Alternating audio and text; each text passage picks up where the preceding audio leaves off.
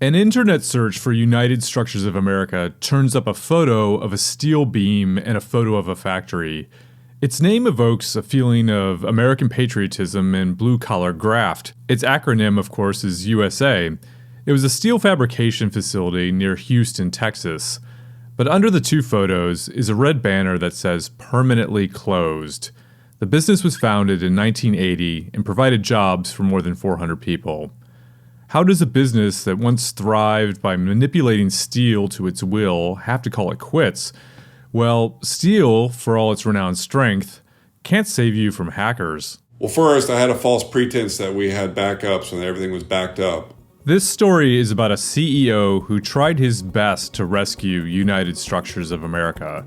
He was left with little choice, and it drove him to corners of the internet and even corners of his own town where he'd never been before. But that's why it was a no-brainer to pay the ransom. The ransom was 2 Bitcoins per computer. This is the Ransomware Files. I'm Jeremy Kirk.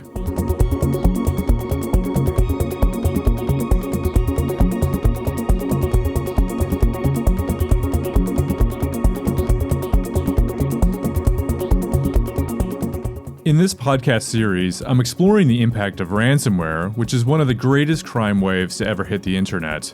Schools, hospitals, and companies have fallen victim to cybercriminals encrypting their data and demanding payment. But technology professionals are fighting back, and they have stories of resilience and fortitude.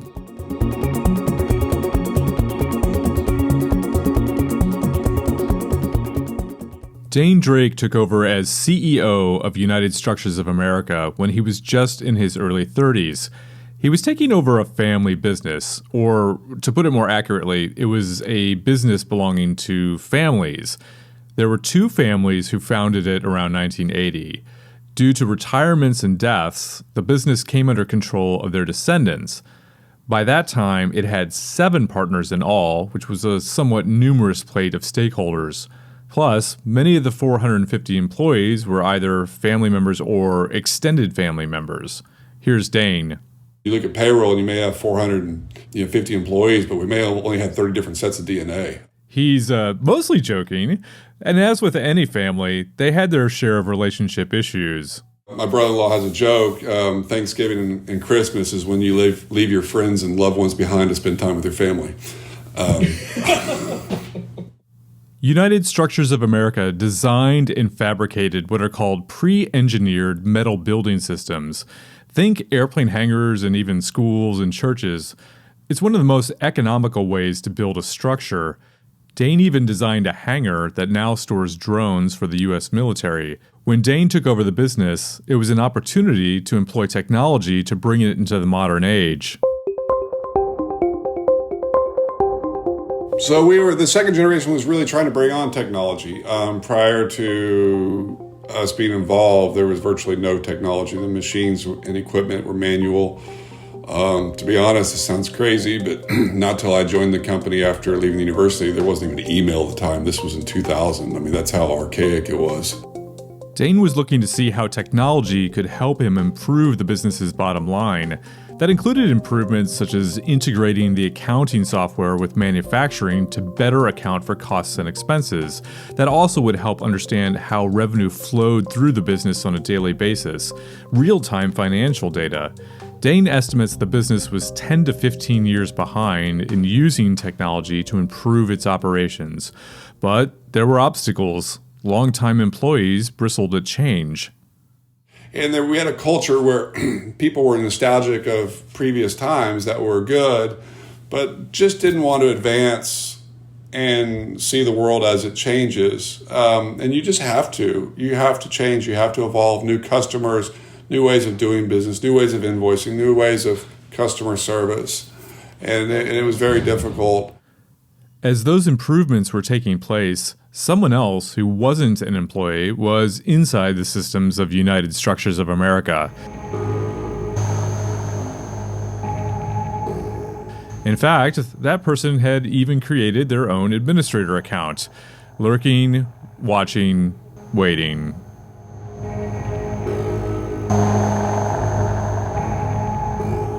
At the end of May 2019, The company and Dain were looking forward to a 3-day Memorial Day weekend.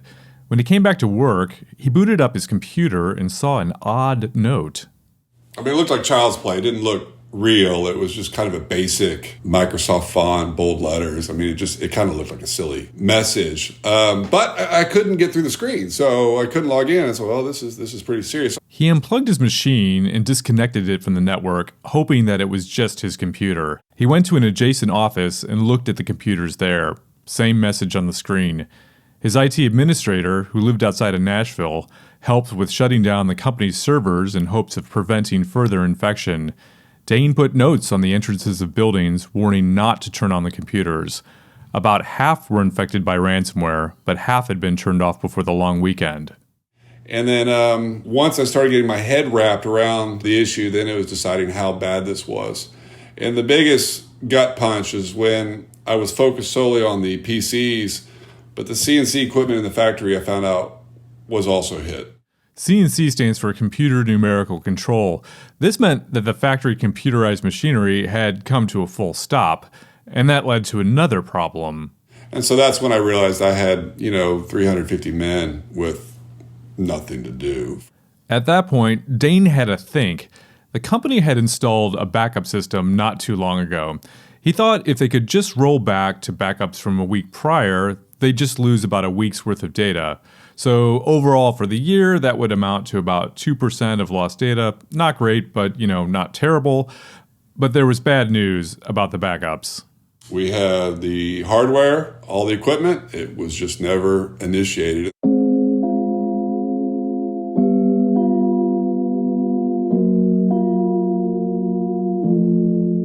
So what kind of conversation did you have then with your IT manager? Did that go kind of like, well, we've got the backups, right? And he's like,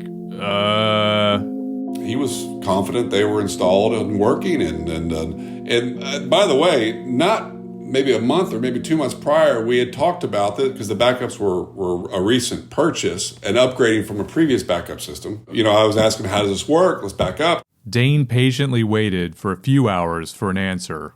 I don't know what the exact timing was, but 3 or 4 hours later, I asked the IT department, how's the backup going? And total silence. Dain explains what happened. They had backed up another blank storage device. So backup was backing up blank, if that makes sense. It was just directed to the wrong drive. Pretty tragic situation.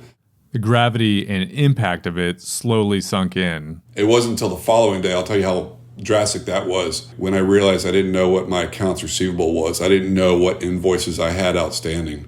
And then it realized, if I don't know what invoices I have outstanding, I don't know what payables I have. I don't know who and what I owe. So the books are totally off balance. That was just not a good situation. Of course, everybody you owe money will call you. Everybody owes you money. It doesn't always work the same way. He needed to understand the company's finances in order to rebuild and understand the ongoing cash flow needs. United Structures of America did more than $100 million a year in revenue, so every missing week of data could represent $2 million or more in business depending on the time of year. Other members of his team had been in touch with the hackers who had planted a type of ransomware called Mr. Deck, which appears to be short for Mr. December.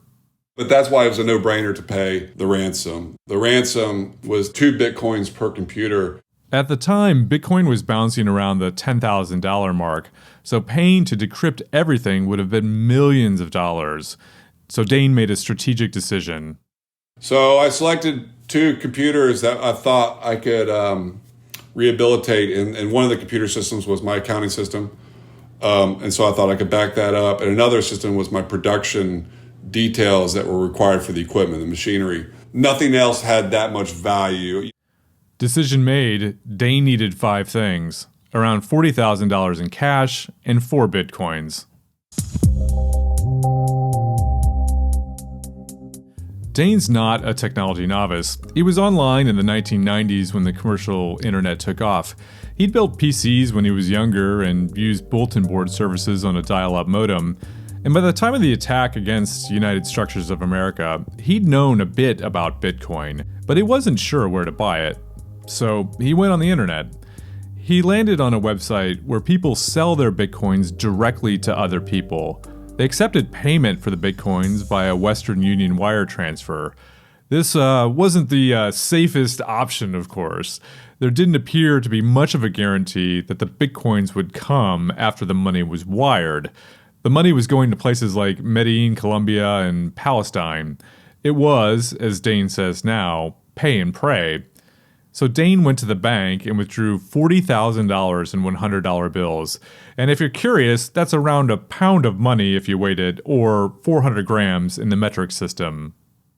How did that feel? Did you ever have $40,000 in your hands before? No, I hadn't. And no, I had never. I mean, you see wire transfers and ACHs and bank statements, but and checks, but you don't, it's just, I'm just not of an age and time where you carry $40,000 cash. The bank was curious about his withdrawal. I do remember, not that I'm quick to lie, but the bank teller asked me what it's for, and everything was going on, but I realized, and I'm sure it's just standard banking practice, they asked what it's for, and there's a camera there, and I said, I'm buying a car, and the person only takes cash. And I don't know why, it just came out so fast and so easy. But the last thing I want to say is I'm wiring money to a guy in Medellin, Colombia. Luckily, the Bitcoin came through without issue, and then he transferred it to the hacker. But there was another problem. Bitcoin's value had gone up overnight, so he actually didn't get a whole 4 Bitcoins back from those transfers. After he sent them off to the hacker wasn't happy.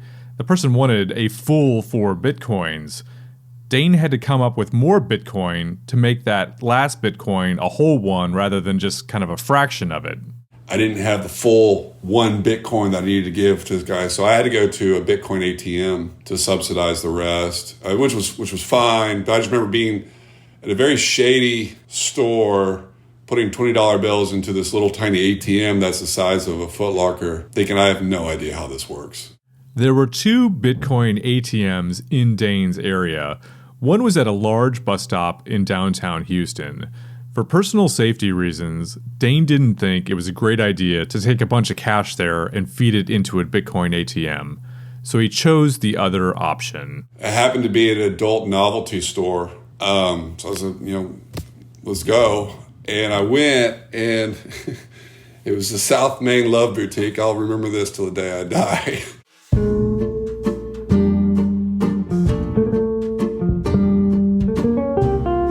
He drove there. It was 10 a.m. on a Sunday morning. It was closed. Dain was desperate. The hacker wasn't going to wait. I needed to get the Bitcoin quickly to the person. There's a phone number on the door, and I called the number. The guy answered. I said, hello. I said, is this the owner of the South Main? He's like, yeah. I said, I need to get into your store. He said, I've never had anybody call me at 10 o'clock in the morning on a Sunday. The owner showed up and had his breakfast while Dain was at the ATM. The owner was curious what was going on. And he asked me, he said, are you in trouble? I said, personally, no, but yeah, I'm in a bad situation. I need a Bitcoin right now. He said, okay. I figured that's what it was. You're not here for whatever else he sells. The transaction took a while, so Dain chatted with the owner of the Love Boutique. Then Dain's friend called, who was a criminal defense attorney. He said, hey, I don't mean to get in your business, but your wife called. She's a little concerned. Are you in trouble, or do you need anything? I said, no, we'll talk about it later. If you want, let's grab dinner tonight. And he said, sure. He said, where are you? And I said, I'm at the South Main Love Boutique right now. He said, that's not what I expected. I said, I'll tell you all about it. The owner of the boutique was sympathetic. I'm sitting there talking with the proprietor the whole time, and I gave him the whole story of what was going on, and he was interested, and he ended up giving me a bunch of CBD products for my issues. CBD stands for cannabidiol, and it is the active ingredient in cannabis that has therapeutic uses. It's not the stuff that sends you in the clouds. He gave me a bunch of gummy bears for all of my sorrows.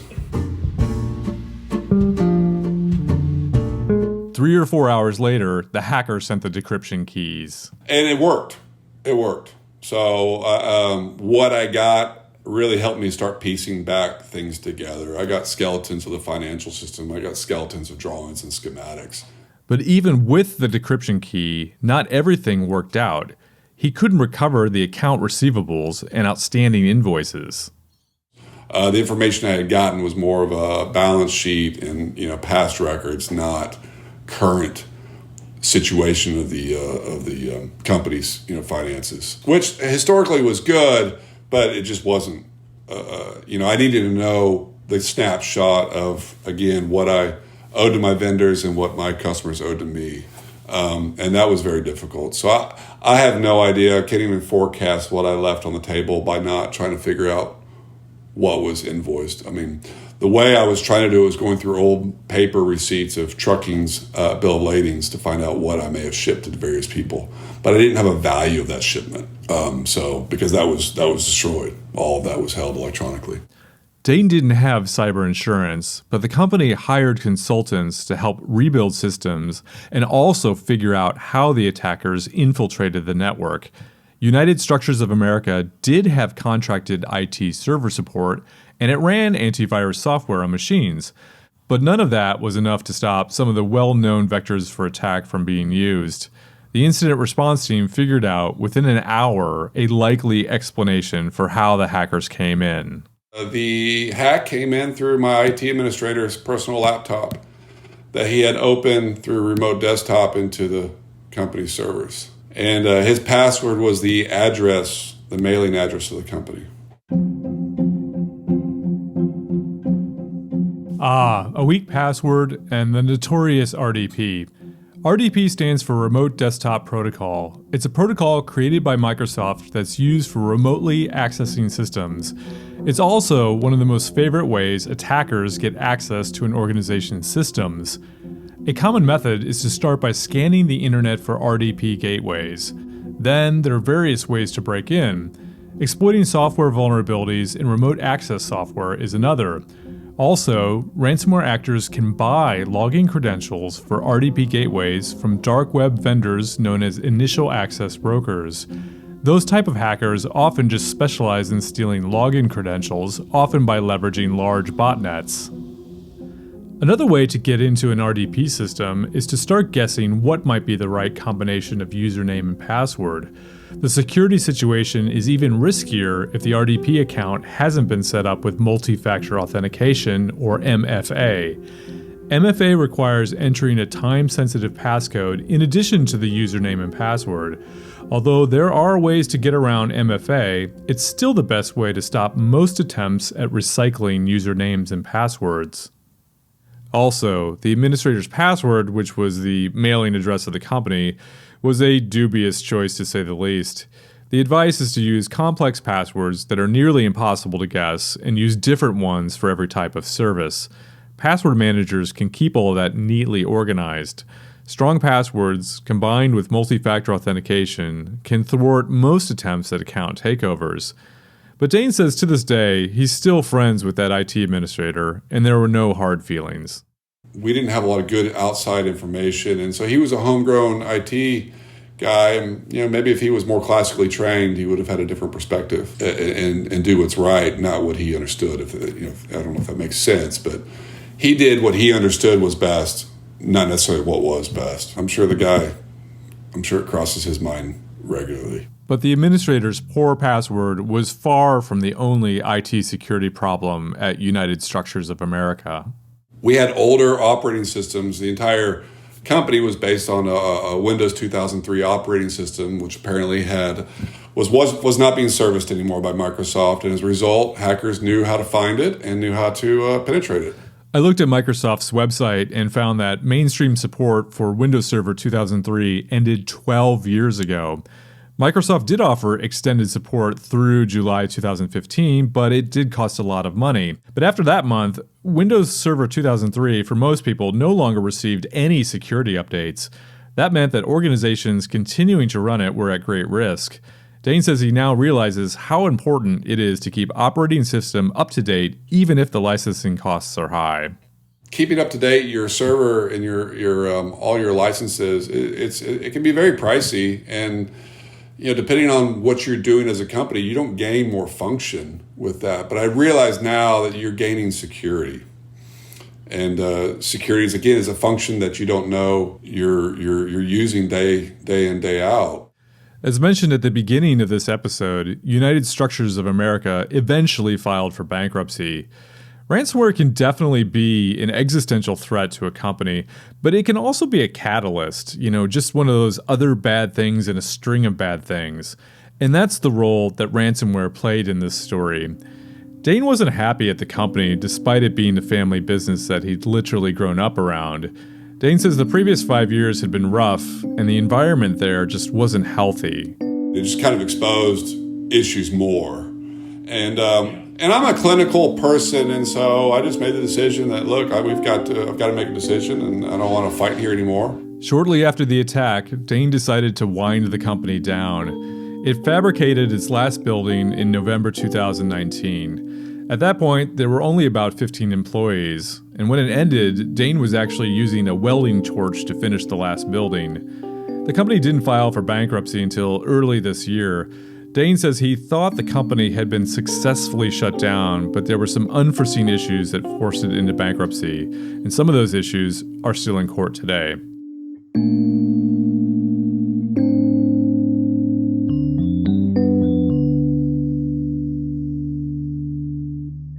Dain now runs his own steel design business called DRD Designs. Many United Structures of America customers came back to him for more work after he moved on. He didn't lose relationships or friends. I'm in a lot better place than I was, though, for the previous 10 years. So it sounds strange, but I'm working for myself, and I'm only me to blame or me to reward, if that makes sense, when things go well. So I'm in a much happier position where I'm not subject by the successes or failures of other people that I may be financially tied with. And so it's actually, I'm in a much better place now. It wasn't fun getting to this place, but I think it made me wiser all the less. He's acutely aware now of the importance of information security, and Dain has been very public about what his business went through.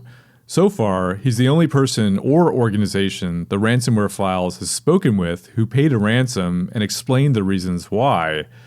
Dain does this because he wants other organizations to be aware of the risks and how it can devastate a business, how it's important to use current and maintained operating systems, how important it is to have backups and, as we heard, tests to ensure those backups are not just backing up to something that doesn't exist, how important it is to have good password hygiene. Information technology and how you protect that it's equal amongst all the priorities in a business. I mean, that is the blood that runs through the operation, and protecting that is just key. And I didn't have that perspective until after it happened. Sometimes we would have a hierarchy of departments. That is a faction of the business that runs through every department, and it is absolutely essential from a security standpoint. And there should be no compromise.